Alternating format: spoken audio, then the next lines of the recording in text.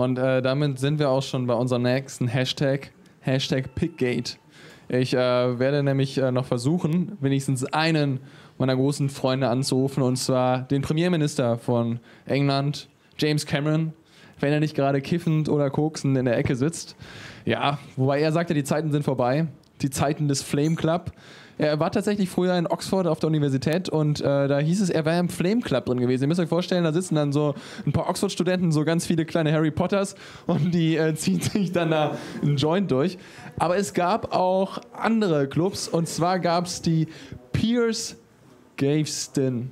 Das ist eine Studienverbindung und die haben sehr, sehr skurrile Aufnahmerituale. Und das ist jetzt rausgekommen in einer Biografie, einer unautorisierten Biografie. Call Me Dave heißt die. Und darin steht, dass Mr. Premierminister für ein solches Aufnahmeritual seine intimen Teile in einen toten Schweinekopf reingesteckt haben. Also einen intimen Körperteil, das Körperteil, in einen Schweinekopf reingesteckt hat. Und wir wollen natürlich wissen, was ist da dran, Mr. Cameron? Und ich habe jetzt hier gerade schon mal Skype aufgemacht. Wir wollen mal gucken, ob es mittlerweile funktioniert, ob ich rankomme. Ich probiere mal hier Cameron anzurufen.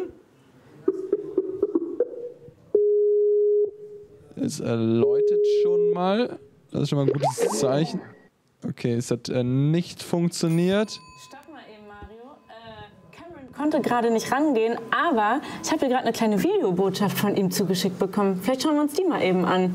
Eine Video... Ja. David Camerons Lean Mean Sprit Hosting Machine. Ja, der arme Mann. Aber das Netz... Oh mein Gott, James Cameron, was ist da los? Das Netz sagt was dazu? Also David Cameron hat den Spott vom Netz auf jeden Fall auf seiner Seite. Die Leute machen sich komplett lustig über ihn. Zum Beispiel schreibt ein User, wer träumt nicht davon, eine Affäre mit Miss Piggy zu haben? Und Benny schreibt, David Cameron, der mit dem Schwein tanzt. Also ja, er wird halt komplett durch den Kakao gezogen.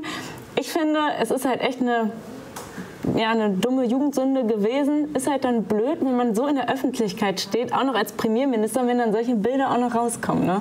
Ja, mit sowas heutzutage nichts mehr zu tun ist. Ne? Die Zeiten von früher im Flame Club, wo sie da wie Harry Potter alle schön saßen. Heute nicht mehr, ne?